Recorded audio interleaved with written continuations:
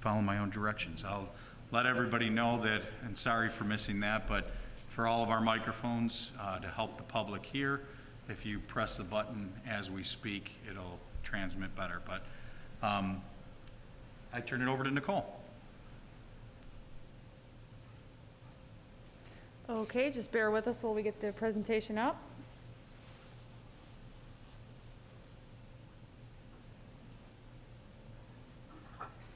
Thank you so much, and welcome to our budget work session. This is a review of our 2021 budget. This is really our starting point, our rollover budget from one year to the next. It includes no changes to any of the expenditure pieces, including the programs. It's just looking at what if we were using everything the same next year with some applied budget assumptions based on expenditures. In the revenue, we'll be looking at our tax levy, state aid, and appropriated fund balance. Those are our three major sources of revenue. So currently, we're in the beginning stages of really just looking at our first iteration of a budget here in February 2nd. And next month, we have another budget work session, and we'll really start to refine what the budget looks like over the next month with a final adoption from the board on April 13th and the budget vote on May 18th. So some of the assumptions that were used in developing this initial budget are the major areas. Healthcare, we're assuming a 5% increase year over year. Debt, we know what our actual debt is going to be. We have some estimates for our capital project that we have ongoing. We're assuming that we're going to be using some short-term financing for the next fiscal year. BOCES overall, we're looking at a 3%, though we haven't gone through the request for services yet with them, so we'll be looking at that.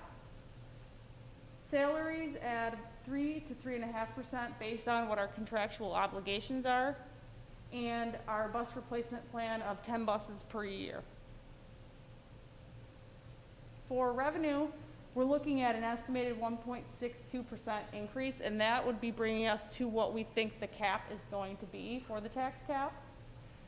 I'll review the executive budget proposal and discuss briefly our appropriated fund balance and reserves. All the other revenues are really nominal increases and decreases that don't make up the majority of the budget. So looking at expenditures, salaries and employee benefits are the biggest increase year over year we see in our rollover budget, because that assumes that we're not making any changes. We're applying a percentage to the budget year over year, and that's between 3 and 3.5% based on what our obligations are. Now, we're still waiting, not waiting, we're working on negotiating with our KTSEA, which are all of our support staff, and we're estimating that we're going to have that completed by June 30th, 2021. So we'll know more about that upcoming here. Health insurance, because the district is self-funded, it's really a long process of reviewing what our expenditures are and really determining a rate. Typically that happens about mid-March for the district.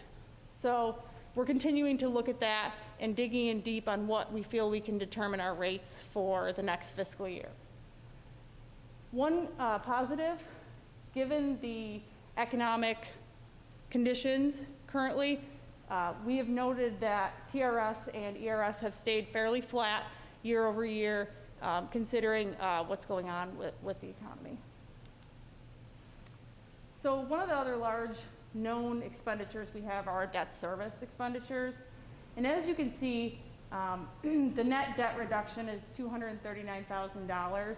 Now, we've had some reductions in our bonds, so those are falling off. We don't have any more payments for them, but then we're adding new payments. And one thing we have been looking at, obviously, is saving money on the cost of financing. So one thing that was started this fiscal year 2021 is, instead of doing a long-term bond for our buses, we will ban them. That's a short-term financing, and usually gives you a better rate. So if we look out next year and we determine that bonds are getting better rates, we can then bond them at that point because we're using the short-term financing for those. So the other main item for discussion is the capital project that's ongoing. We're estimating that we're going to be making principal and interest payments of about $1.1 million in the next fiscal year. And we will be assuming some building aid on that at that point in time. So we always want to match up our debt payments with our building aid, and you'll see there's a small reduction as we look at the analysis of revenue.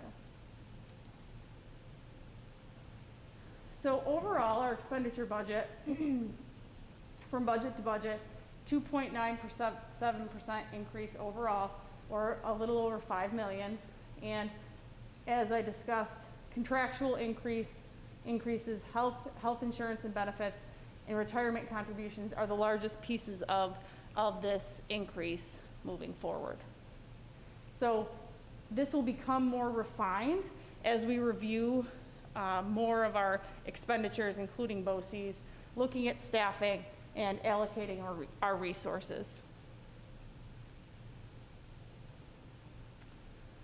Now, the tax cap, so this is one of the most important items we have. And so just a couple of things to point out that are important. Next to the red arrow, if you look, that's called the tax base growth factor. That's what our taxes are allowed to grow. It's a state given number to us, and it's any new construction year over year within the district lines. So there's really not a lot of areas for new construction to happen in the district, but there is some. So that's a pretty low number, but is one way for us to increase what our taxes can be year over year without anything else. So the other important item is the growth factor. Now, over the last 5 years, that's been much higher than 1.23%. But as you know, we're in an economic downturn. Consumer price index, which is what we pay for goods and services, hasn't changed very much this year because of that economic downturn. So that's the other piece of our levy that allows us to increase up to that 2%, which is mandated by the governor. So because this year it's not 2%, it's 1.23. So that's just an important note as we look going forward. Now, this is not finalized. Our 2021 capital levy is not completed yet. BOCES is required to provide us with what their debt is. So anything that we pay BOCES that's debt for them, they're required to report to us. We're waiting for that number.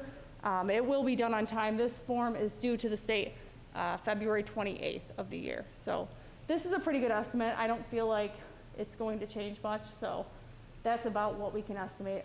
Tax levy increase 1.62%. And the dollar value is about 1.4 million that increases our tax from year to year. So now I just want to go through the executive budget proposal briefly, and I'm going to bring you to this slide, but I'm going to have talk about the previous slide. Overall, the governor has increased aid by $31.7 billion through school aid, obviously STAR, and federal funds that he's providing the district. So one important notice first, at the first glance, is that he included the STAR payment, which is what the government gives us as a reduction for all the taxes that we are assessed. So they've included it on the executive proposal, which is not something that they've normally done in the past. Typically what that means is that the governor is looking to make changes to that program in some way. Now, we don't know what way he's going to do that. I haven't heard anything additional about that, but he is estimating year over year that we're going to receive a reduction, which makes sense because currently, to qualify for STAR, you can't, you apply for it year over year. If you buy a new house, you cannot get it taken off as a credit on your school bill. The state requires that they send you a check on the side for that. So it's normal that we would see a decrease, but it's not normal that he would include this in here because our tax levy is our tax levy, and that's not going to change whether he takes STAR away or not. We're still going to levy that amount. So again, as we move forward, it'll be interesting to see what his suggestions are for changes to that. So some of the other very important items, foundation aid is not increasing at all, which was an assumption because of the pandemic and the $6 billion deficit that the state of New York is currently facing. Other items you're going to notice, services aid, that's a new proposed aid category. The governor is again trying to reduce what he's going to have to increase his expenditures year over year. So he's proposing that we tie up all of our expense-based aids, including transportation, BOCES, and some other nominal aids to districts, into this new category called services aid. Now, it wasn't favorable last year. It wasn't the same proposal last year that he had, but he is looking to mitigate what he's paying out in the future as districts spend more on BOCES and transportation by rolling those up into this services-based aid and not giving us increases year over year on that, even if you have the expenses to support that. So the other large dollar item you'll find in this is the local adjustment and the COVID-19 stimulus package. That $6.7 million is based on what stimulus package was passed by the government, and we still don't know if that's going to be the real dollar figure or not, and we don't know with the additional funding what that's going to mean to us as a district. They haven't decided how they are going to split up the money to state and local governments at this point. This is a best guess from him. So if you come all the way down to the green, that's what the executive aid run has for typical general fund aids, potentially, for us as a district. So it's an increase of about $720,000 or 1.2%. So very, very minimal. So what do we budget? So we can't budget that $60 million because, again, we know with our services aid, we typically don't get that full amount. So to be very conservative, just at this first blush, understanding that the governor probably isn't going to get what he wants, and that's not going to be rolled up there. That's going to be based on what our current year's expenses are. I took a 10% reduction of what all those aids are. As you can see, I took it from 10.8 to 9.7 to account for what we actually will most likely receive that next fiscal year. So, and again, services aid encompasses those 11 expense-driven aids. So just for some information and background, foundation aid is something that the district gets. It's the general state aid that we receive from the state. So year over year, we've seen they have not fully funded this formula that they have. So their formula for foundation aid includes many things, wealth ratios, students, attendance, many things, but they have not fully implemented it. And if they did fully implement it, we would have received $156 million more over the last 14 years. So now on the flip side, some other districts would have received less if it was fully implemented because of their enrollment taking such a big dip. So we would have had about 156 million more. So something to work on in terms of advocacy for all schools.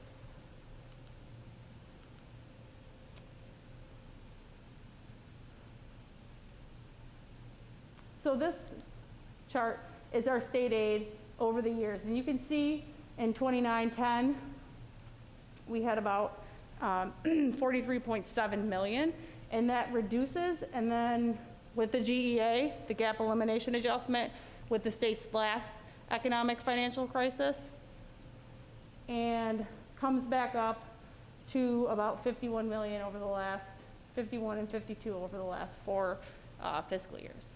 So just interesting to look at as we move forward in the potential of not receiving all of our state aid, or what can happen when the state is in a financial crisis. So overall, our estimate currently for state aid is about $170 million, or 0.67% increase. The largest increase is the tax levy, and that is going up to the tax levy at 1.62%. Now, sales tax has been on the chopping block, and we have received some information saying that we may or may not get our full amount of sales tax this year and into the state's next fiscal year. So my estimate is reducing what we expect to receive by $300,000 as a conservative estimate. We may need to increase that potentially to receiving less money, but again, just an estimate that we will refine over time over the next 6 weeks as we move forward. So what does this mean? So just our rollover budget, we're looking at expenditures of $174 million, revenues of $170 million, and it leaves us with roughly a $3.9 million budget gap. This is the very first iteration, the first look without refining any of the expenditure numbers in the budget, and without fully knowing what our revenues could be. Typically what happens with the governor is he presents his executive proposal, and that's the lowest amount of aid we might see. Then advocacy groups come out to support school districts in student need, and the legislature passes a budget with typically more money in it for school districts. But some very important questions. That $6.7 million in pandemic relief, is that something we can rely on? And in our budget and revenue, we've built in $8 million in fund balance and reserves. So let's, just to give you an idea of what this would look like, if we didn't include fund balance and reserves in our budgeting, we would be looking at almost a $12 million difference to make up, as opposed to a $3.9 million difference. So nothing necessarily needs to be done about it right now, but as we look and plan for the future, do we really want to have that high of an appropriated fund balance year over year? And what that does is it appropriated fund balance takes money from this year and puts it in next year. So assuming we're going to use it next year. So you're saving $8 million this year and putting it in next year for potential use.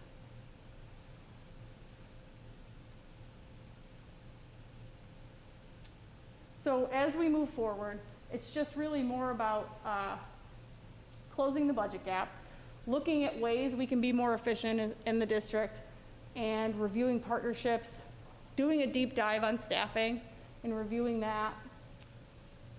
A large part of our budget, about $11 million this year, is BOCES expenditures. So reviewing that and seeing if we're using all of our services there and really whittling that down into requests that we really truly need. So some other things that we can be doing, and I know we are doing a good job of, are advocating for the districts and schools and students. And I will be monitoring and updating fund balance and projections for the current fiscal year and where we're at.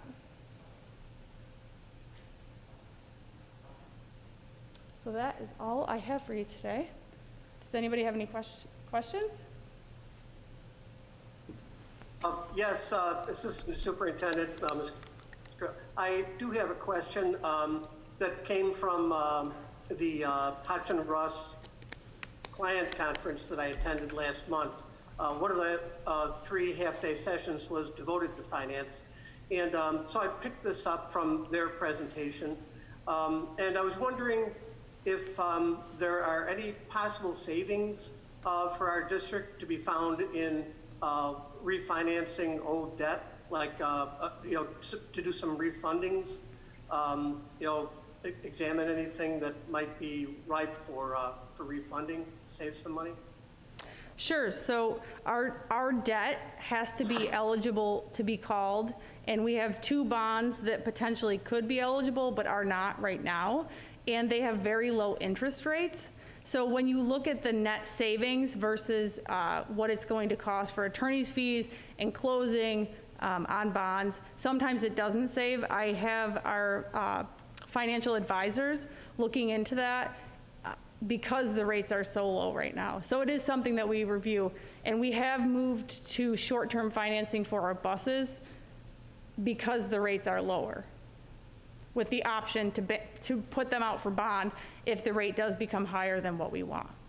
So it's a good question. Thank you.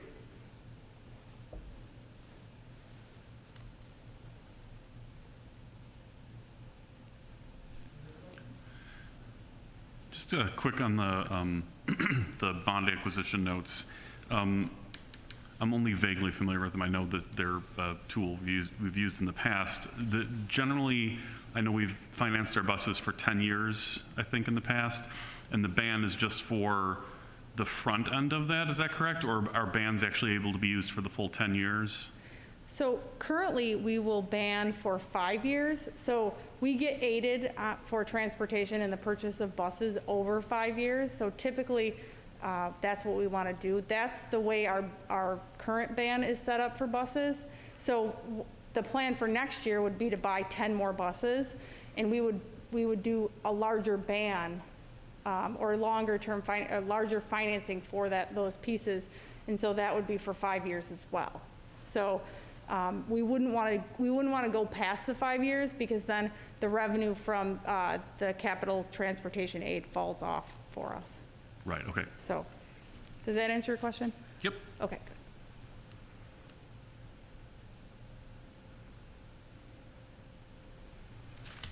Any other questions, Nicole? Do we have any board comments, or, I'm sorry, public comments this evening? No public comments this evening? Thank you. Thank you, Nicole.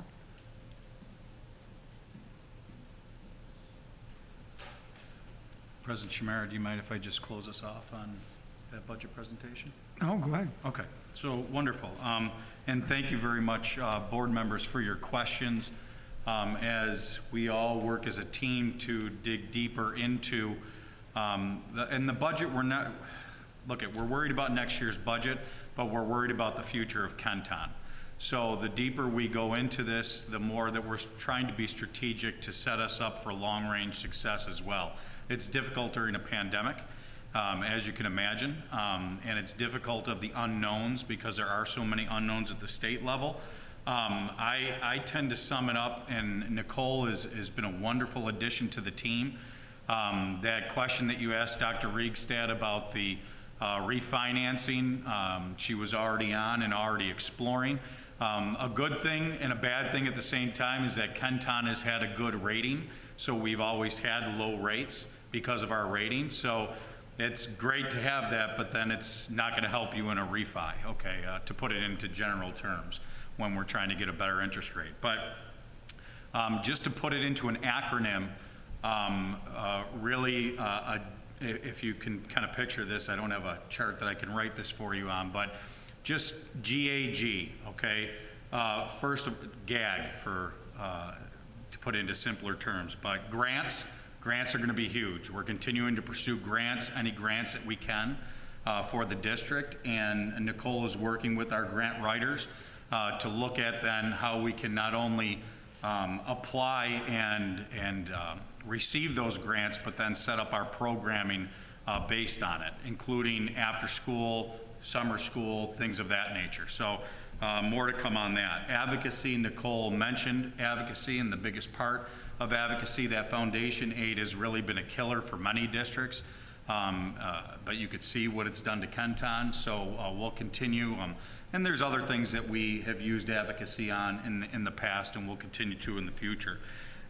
Growth, we have to continue to look to attract back to Kenton, so that's going to be in the mindset. When we're looking at growth, I'll just round it off with strategic. So how are we going to be strategic with our programming to get the biggest bang for our buck, but also attracting people to Kenton and keeping people in Kenton because of the great programming that we have. We have great educators. We just don't want to be into this system where we're ever having to be in the position of letting educators go or anything of that nature in the future.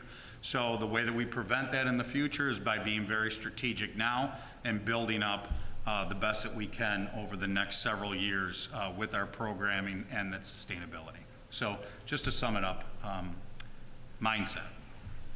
Thank you. Any other board comments this evening? I just have a quick announcement. Our regular board meeting, which is next Tuesday, February 9th, we're going to attempt to do what we did in November and start our public meetings up again. There will be limited space in here because we're going to need the social distance, but we hope to bring back the public and also bring back our schools that will be honored each month. We'll get that started again, so we're looking forward to that starting next Tuesday. Any other comments? I don't think we have a need for an executive session, so do I have a motion to adjourn? So moved. So moved by Tom, second by Andrew. Any discussion? There being none, I call for a vote. All in favor, so signify by saying aye. Aye. Aye. Any opposed? Okay, we're adjourned.